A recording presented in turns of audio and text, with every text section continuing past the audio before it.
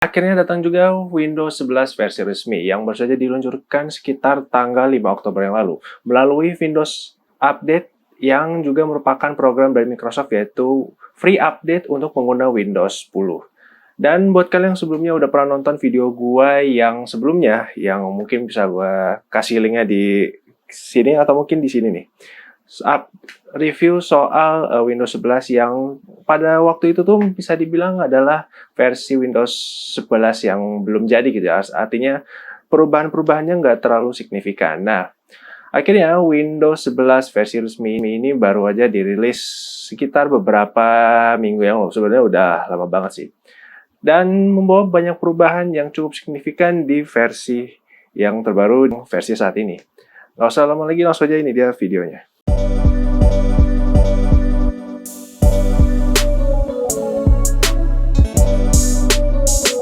Selamat datang lagi di channel TNI.id, channel yang membahas seputar faedah-faedah mengenai teknologi dan juga produk sinema hiburan yang menarik untuk kalian tonton dan kalian nikmati di tahun 2021 ini. Kalau kalian suka dengan konten seperti ini di channel gue, di subscribe aja langsung dan silahkan tekan tombol lonceng yang ada di bagian kiri atau kanan lah dari video ini yang di bawah itu, supaya biar kalian paling tahu soal video terbaru di channel ini. Oke guys, jadi bisa dibilang gue cukup terlambat untuk membahas Windows 11 versi baru ini karena memang ada banyak hal dan juga ya waktu dan juga hal yang membuat gue agak sedikit menunda banget untuk bikin video ini. Tapi mungkin banyak menjadikan alasan kenapa bisa bilang gue baru up video tentang Windows 11-nya ini sekarang. Kenapa? Karena Windows 11 yang versi yang gue pakai saat ini adalah versi yang bisa dibilang adalah stabil, alias versi yang udah dirilis langsung oleh Microsoft-nya itu sendiri.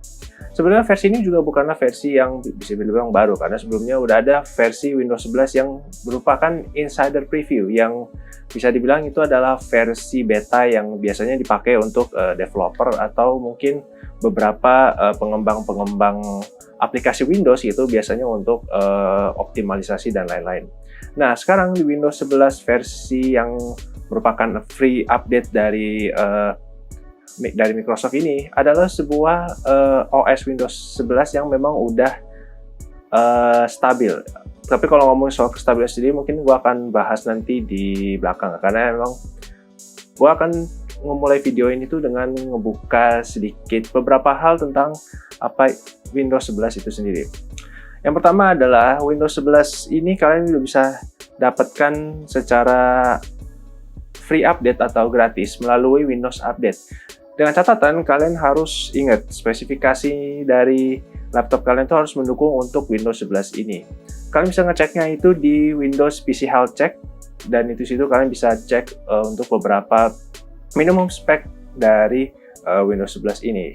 Kalau misalkan ada beberapa spesifikasi yang mungkin agak kurang kompatibel dan juga mungkin ada RAM dan juga mungkin storage yang kurang, ya mungkin bisa dipertimbangkan lagi untuk update Windows 11 ini mau kayak gimana, karena ya walaupun gue lihat di beberapa website ada yang udah ngecoba untuk menjalani Windows 11 yang pakai spesifikasi yang mungkin agak sedikit rendah, tapi menurut gue akan kayak kurang gitu bagus, karena nanti sistemnya nanti bakal agak ngebug, karena ya namanya OS baru gitu biasanya optimalisasi untuk beberapa perangkat-perangkat yang lama itu biasanya agak kurang begitu bagus, karena ya itu balik lagi optimalisasinya. Dan kalau kalian misalnya agak lama gitu untuk update Windows 11 ini melalui free update yang disebarluaskan melalui Windows Update, kalian sebenarnya bisa pakai cara yang gua pakai ini, karena emang di laptop gua ini itu tuh Windows 11-nya itu emang gua install secara manual. Caranya gimana? Caranya kalian tinggal download ke situs resminya Microsoft, yaitu download Windows 11. Nah, kalian nanti akan langsung dihadapkan ke media-media instalasinya, mulai dari Windows 11 Installation Assistant, ISO files, dan juga beberapa media instalasi lainnya. Untuk yang gue pakai ini menggunakan Windows 11 Installation Assistant, karena emang lebih gampang dan gak terlalu ribet-ribet kalau mau pilih versinya, karena itu udah automatically langsung di situs resminya. Kalian tinggal download aja, habis itu langsung ngejalanin untuk update untuk Windows 11-nya, karena emang sebenarnya prosesnya nggak begitu terlalu lama sih, paling kayak internet atau speed jaringannya kalian yang tergantung di lokasi daerah kalian. Harusnya prosesnya nggak akan makan waktu lama secara memang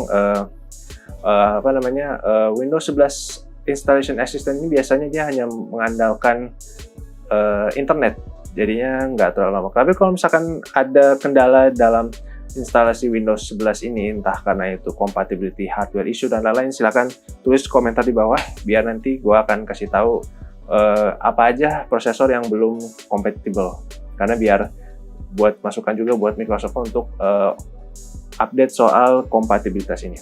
Dan setelahnya nanti kan tinggal tunggu restart, habis itu tinggal tunggu update-nya selesai, dan setelahnya langsung langsung selesai untuk update instalasi Windows 11-nya. Dan ya, ini adalah Windows 11 versi yang bisa dibilang baru banget, dan juga ada beberapa perubahan nanti yang akan gue sebutkan satu persatu di video ini. Sebelum gue mulai video ini, gue akan sarankan kalian untuk nonton video Windows 11 yang versi yang sebelumnya, yang gue review yang awal-awal banget. Karena akan ada beberapa hal yang gak akan gue singgung lagi di video kali ini, karena mungkin untuk meringkas waktu juga, karena emang versi Windows 11 yang gue pakai ini emang versi yang sedikit lebih barunya, yang versi yang udah jadinya. Jadi kalian kalau mau nonton yang versi awal-awalnya, kalian bisa cek di, ya seperti yang gue bilang tadi, di infocard di sini nih. Dan langsung aja kita mulai videonya. Oke guys, jadi kita udah masuk ke home screen dari Windows 11 ini. Sebenarnya kalau lihat dari tampilannya, sebenarnya kalian lihat mungkin akan terlihat sama banget ya, karena ini dari tampilan taskbar sama control center dan juga jam dan lain-lain itu sebenarnya sama aja guys. Cuman yang membedakan dari Windows 11 yang gua review, itu pertama adalah dari segi control center. Jadi control center dan juga notification center itu sekarang itu berubah, dipisah gitu. Jadi kalau sebelumnya di Windows 10 itu kan kalian ngelihatnya tuh kan kayak nyatu sama kayak cuma nyatu gitu. Nah, kalau di sini enggak. Di sini tuh control center itu sama notification center itu sekarang dipisah. Di sini ada kalender dan juga beberapa bulan dan lain-lain. Dan sekarang notification itu sekarang udah nggak nampilin jam yang gede. Sekarang ini untuk jamnya langsung ditampilin di taskbarnya doang. Dan untuk control center sendiri yang berubah itu memang dari segi penempatan icon, dan juga sekarang volume dan juga slider untuk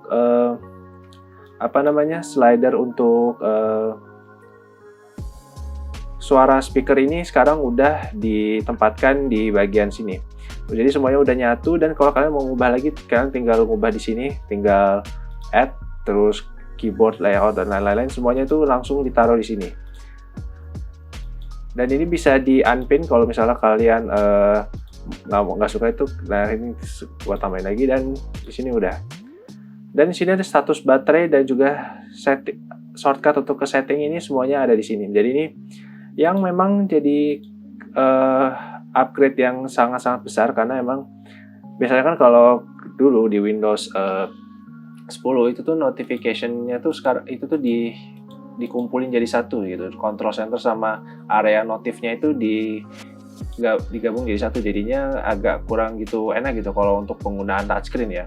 Nah, sekarang semuanya itu dipisah begini. Jadi kalau mau setting ke WiFi, terus ke Bluetooth dan lain-lain, itu semuanya langsung ada settingnya sendiri gitu. Jadi biar nggak dua kali action gitu loh. Dan juga satu hal lagi yang juga merupakan upgrade yang besar adalah di bagian ini. Di shortcut di desktop ini tuh sekarang dibikin agak lebih besar. Di sini ada view, short dan lain-lain, itu semuanya dibikin jadi lebih besar. Dari large icon, small dan lain-lain.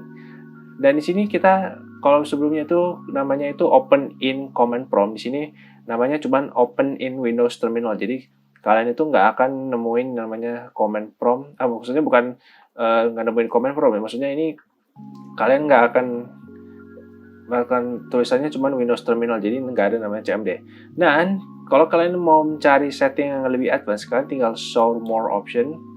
Nah, di sini akan tampil lebih advance, walaupun sebenarnya sama aja sih. Tapi intinya adalah kalau misalnya kalian ini itu akan langsung dihadapkan ke versi yang lebih besar dulu untuk yang penggunaan touchscreen. Memang sih kalau dilihat dari penggunanya ini agak sangat terlalu 2 kali action ya, jadi mungkin akan sedikit nambah waktu. Tapi kalau misalnya kalian udah terbiasa, harusnya sih nggak akan ada masalah. Dan ya, satu hal lagi juga, ketika kalian buka contoh aplikasi Windows kayak Google Chrome misalnya. Nah, di sini ini tuh kalian akan ngelihat bagian ujung Windows app-nya itu dibikin lebih rounded. Jadi kalau kalian sebelumnya di Windows 10 itu dia tuh desainnya agak kayak ngotak gitu aja dan tegas banget, dan itu. Nah, sekarang di sini lebih punya desain yang lebih agak rounded dan nggak terlalu kaku gitu. Selain itu juga dari segi animasinya, nih animasinya tuh sekarang gini, kalau mau ke full screen gitu semuanya ada semacam animasi transparan gitu. Jadi kalau kalian mau kalau ini misalnya di sini nih, nah itu tuh, nah untuk bagian multi windownya juga sekarang ini ada efek transparansi juga deh. Jadinya untuk perubahan secara desain ini emang agak sedikit signifikan gitu. Dan hal yang menarik lagi di sini, kalau kalian lihat, biasanya kan kalau kita mau buka aplikasi kan kita kan mau buka multi Windows itu harus slide gini, terus harus masuk begini. Nah, kalian tuh enggak guys. Kalau kalian tuh kalau mau pakai itu tuh tinggal langsung, nah di sini langsung munculin yang namanya hoverboard, apa bisa dibilang adalah snap layout lah. Kalau di sini fiturnya namanya snap layout. Jadi kalau kalian mau pakai 2 aplikasi sekaligus atau 4 atau ditumpuk gitu, kalian bisa langsung kayak gini dan langsung nanti munculin otomatis gitu. Jadi kalian nggak perlu harus ngedrag ya. Sebenarnya ngedrag masih bisa sih. Cuman ini sangat memudahkan kalau kalian emang pengguna yang emang lebih banyak tuh pakai touchscreen gitu. Jadi kalian tinggal langsung tahan gini, langsung kalian pilih sendiri, langsung nanti otomatis nanti aplikasinya langsung determine gitu. Dan juga di sini tuh kita masuk mungkin ke bagian File Explorer gitu. File Explorer sini bisa dibilang perubahannya juga signifikan banget. Kalau kalian lihat di bagian top menu ini tuh semuanya tuh dibikin lebih minimalis. Bahkan kayak cuman setting new, document dan lain-lain, dan juga views ini tuh semuanya udah di sini. Jadi ini minimalis banget. Kalau yang sebelumnya kan itu banyak banget tab-tab yang sebenarnya nggak begitu perlu banget gitu. Jadi ini sekarang dibikin langsung udah gini doang. Dan kalau misalnya kalian mau setting sesuai properties dan lain-lain itu bisa. Bahkan nih untuk beberapa setting seperti view dan sorting ini masih ada di sini. Jadi kalian nggak perlu harus di sini langsung view habis itu sorting dan lain-lain, kalian udah ada di sini. Dan untuk juga yang gue notice ini adalah di bagian icon menu. Icon menu seperti folder, disk PC dan lain-lain itu semuanya berubah guys. Jadi kalau sebelumnya kan desainnya agak kayak lebih kayak stylenya tuh agak menurut gue gimana ya, agak kurang gitu bagus menurut preferensi gue. Dan sekarang di sini desainnya itu malah lebih kelihatan lebih dinamis gitu, nggak terlalu kaku yang cuman kasih warna gitu doang.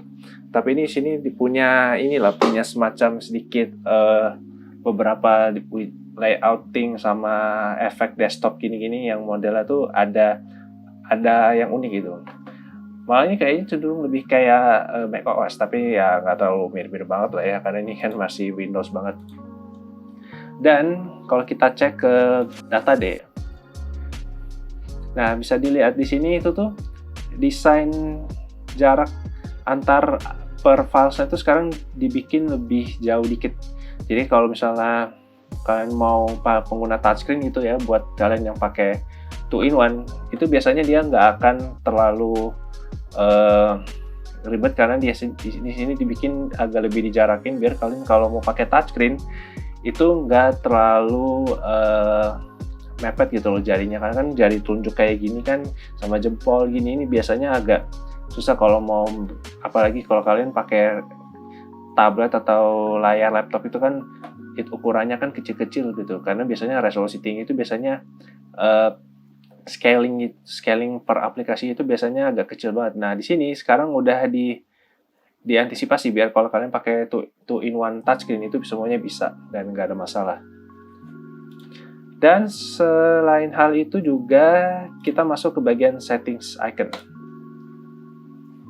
Jadi di bagian settings ini, di settings menu ini itu semuanya tuh dibikin lebih minimalis. Bahkan di sini di bagian ini pas kita buka setting, ini tuh kita akan langsung dimasukkan ke halaman systems. Jadi mana nanti layouting berupa nama PC, Windows Update, OneDrive dan lain-lain. Dan ini semua udah terintegrasi nih OneDrive sama Microsoft 365. Dan di sini juga beberapa ada settingan seperti display, sound, notification dan lain-lain, semuanya langsung disatuin di sini. Jadi nggak akan terlalu ribet kalau nanti untuk kalian nyari-nyari setting di mana, karena emang di Windows 10 yang lalu itu benar-benar desainnya tuh kayak terlalu minimalis. Jadinya kalau mau nge-access setting tuh harus cari-cari dulu, harus searching dulu. Nah di sini nggak, bahkan di sini kita bisa langsung searching di sini untuk kita let's say sound mixer itu nanti langsung akan di automatically di sini.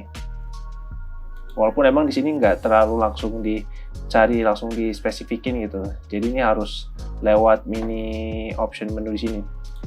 Dan juga di sini sekarang desain menu settings ini sekarang dibikin lebih kayak lebih enak gitu dilihatnya. Jadi kayak ditampilkan side by side untuk settings di bagian kiri sama isi settings di sini.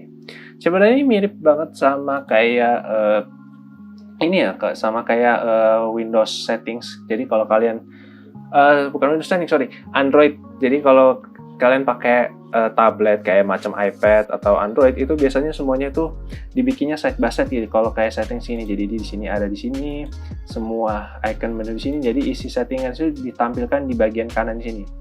Dan entah kenapa gue malah lebih suka desain seperti ini ketimbang settings Windows 10 yang sebelumnya, karena di Windows 10 yang dulu itu tuh agak kurangnya tuh di sini nih, di bagian settings ini kayaknya agak terlalu maksa gitu loh, karena ya cuma ditampilin cuma tab doang, habis itu kita harus searching lagi, jadinya nggak terlalu intuitif menurut gue pribadi gitu. Dan untuk tampilan fitur setting sebenarnya nggak terlalu banyak sih, kayak cuman sedikit doang. Dan ya kayaknya, dan ini untuk Bluetooth device dan lain-lain semuanya ada di sini. Dan yep. Dan sepertinya untuk fitur barunya kayaknya itu aja guys. Soalnya ini ternyata ini dari segi perubahan walaupun gak terlalu banyak, tapi ini sebenarnya cukup major banget ya untuk Windows 11 ini, karena emang dari segi tampilan bahkan kayak start menu ini yang udah gue jelasin di sebelumnya ini malah lebih enak, karena kalau mau setting gak terlalu ribet untuk cari-nyarinya, karena di Windows 10 yang lalu tuh pakai tiles menu tapi itu banyak terbuang space banget dan jadi akhirnya nggak dipakai. Akhirnya sekarang dibikin lebih kayak gini, minimalis dan nggak terlalu kebanyakan ruang yang mubazir gitu. Sama fitur new desktop di sini kalian bisa ngenamain ini namanya buat kerja sama yang lain-lain, ini semuanya langsung udah ada di sini. Dan fitur apa lagi ya? Ini fitur widget kayaknya aku nggak perlu bahas ya, karena emang ini fitur sebenarnya cukup minor banget sih, karena ini kalau nggak salah di updatean Windows 10 yang terakhir itu udah ada fitur ini. Cuman ini dibikin versi yang lebih sempurna gitu. Jadi memang dari pandangan gue pribadi sih, memang desain Windows 11 ini tuh emang dibikin lebih punya desain untuk memudahkan di banyak hal. Untuk tablet bisa, untuk 2-in-1 bisa, sama desktop juga bisa. Jadi ini semuanya dibikin lebih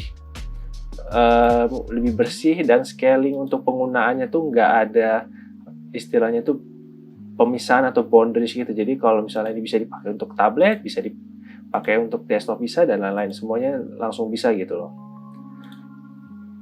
Dibandingkan dengan dulu Windows 10 itu tuh desain layouting-nya tuh benar-benar agak sedikit mubazir, dan jujur agak kurang gitu bagus sih kalau gue secara estetika gitu.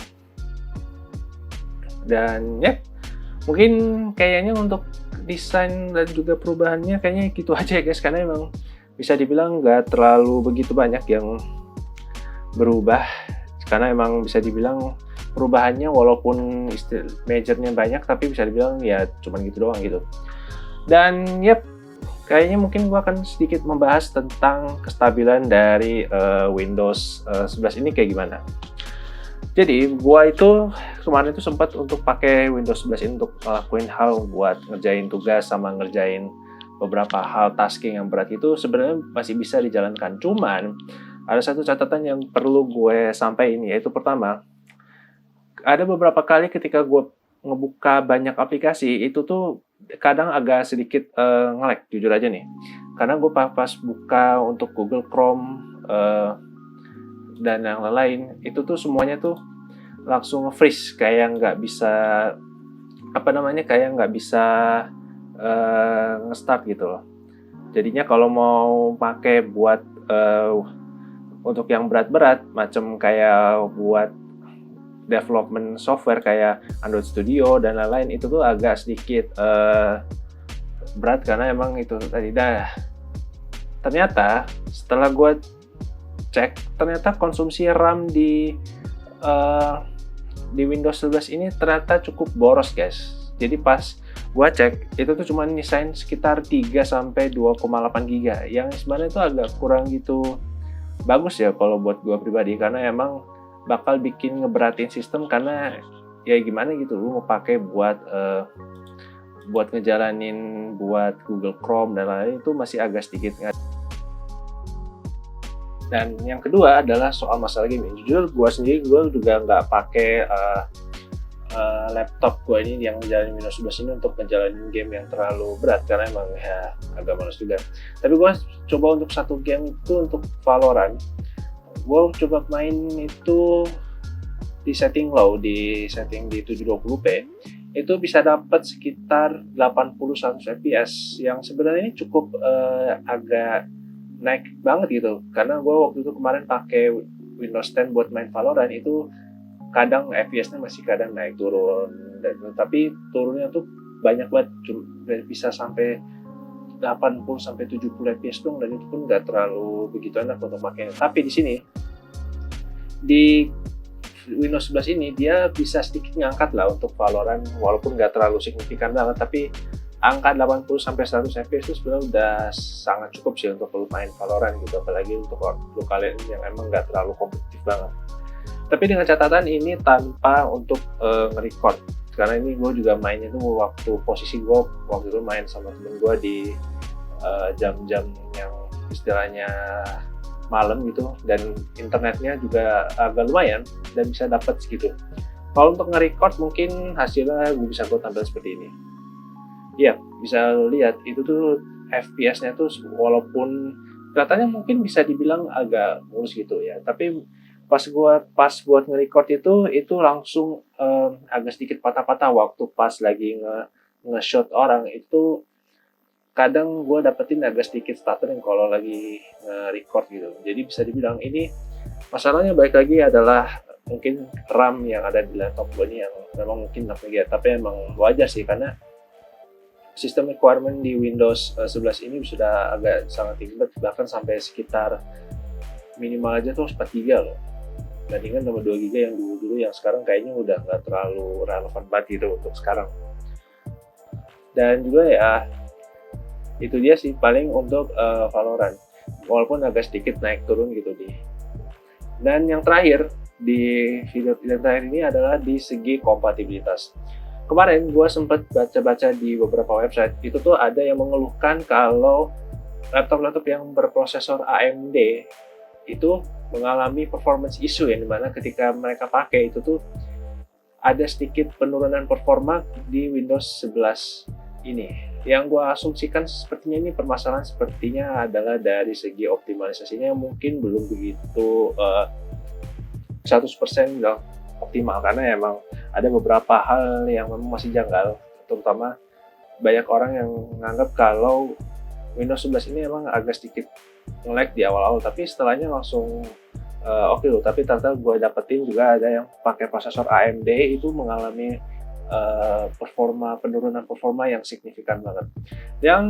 Yang sebenarnya agak sedikit fatal karena memang sekarang yang kebanyakan orang pakai laptop itu kan AMD sekarang lebih banyak digunain orang gitu ya. Jadinya menurut gue pribadi ini harus segera diatasi dengan benar karena memang Windows 11 ini bisa dibilang penggunanya itu banyak, apalagi untuk orang yang pakai AMD sekarang gitu ya.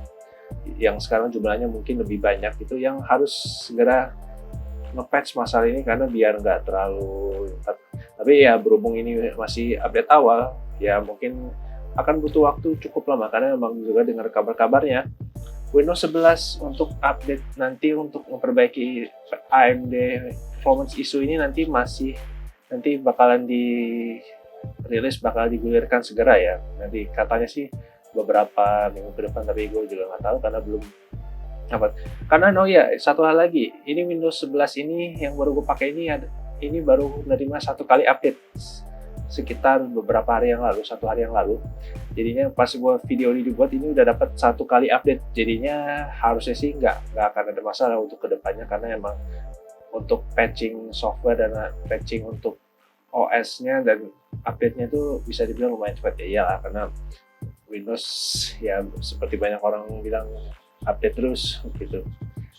Dan satu hal lagi sih, ini itu yang tadi bukan terakhir, ini sekarang yang benar-benar terakhir itu adalah dari segi untuk Microsoft Store. Tolong banget nih Microsoft nih ya, karena gue dapati untuk Microsoft Store ini tuh aplikasinya tuh bisa dibilang masih agak yang kurang begitu banyak kan. Bahkan ada beberapa info mengenai katanya bisa ngejalanin aplikasi Android di Windows 10, cuman setelah gue cek itu ternyata memang itu nge-bridge-nya bukan dari Google Play Store tapi dari Amazon App Store, itu langsung di-bridge ke Microsoft Store ini dan langsung bisa diinstal di sini. Jadi kayaknya memang untuk saat ini memang belum bisa ini banget ya karena memang ada beberapa hal yang mungkin jadi jangkal itu karena memang ini adalah teknologi yang dibuat oleh Intel dan mungkin juga Intel masih mikir-mikir dulu untuk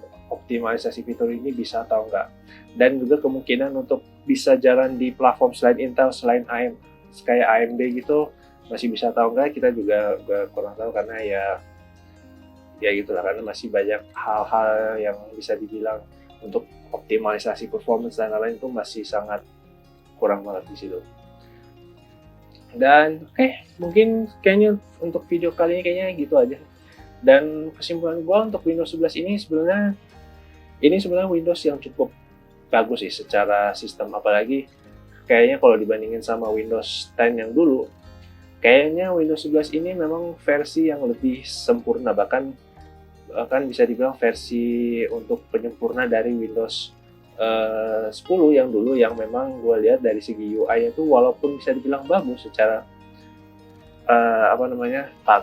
tata untuk tempat dan lain-lain, tapi gue ngerasakan sendiri masih agak kurang begitu bagus secara layouting, design dan lain-lain.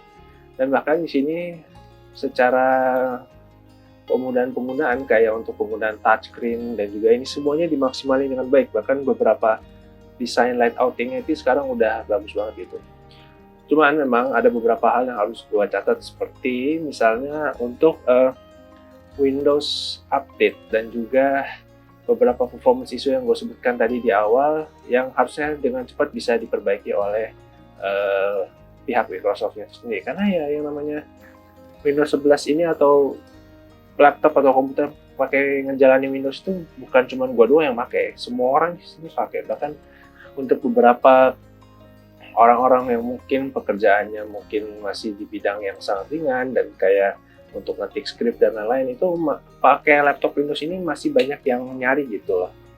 Terutama walaupun dengan macOS yang sekarang ini walaupun udah bisa bilang naik banget karena ya namanya juga Apple gitu ya, secara optimalisasi bagus. Tapi memang jumlahnya itu bakalan sangat sedikit banget, terutama untuk orang-orang yang emang mungkin duitnya kurang untuk beli perangkat laptop Apple gitu ya, karena ya namanya juga ekosistem Apple gitu ya, yang harganya pasti bakalan sangat-sangat nggak masuk akal gitu untuk kebanyakan orang yang memang mau beli gitu. Dan mungkin kayak gitu aja untuk video kali ini, dan juga gue berharap sih Windows 11 ini mungkin bisa dioptimalisasikan kembali untuk secara performance dan juga dan lain-lain. Dan oke, kayaknya itu aja untuk video kali ini. Dan kalau misalkan kalian suka dengan video ini, silakan langsung di like aja. Dan kalau misalkan kalian pengen lihat video-video gue yang lain di channel ini, silakan di subscribe aja untuk kalian pengen lihat video gue yang lain. Dan dan silakan share juga dan komentar nih, apa sih pendapat lu pada soal Windows 11 ini. Dan juga penasaran yang pakai Windows 11 ini sebenarnya siapa aja gitu. Dan mungkin kayaknya itu aja. Dan gue Adam di sini, dan kayaknya kita ketemu lagi di video berikutnya, dan bye.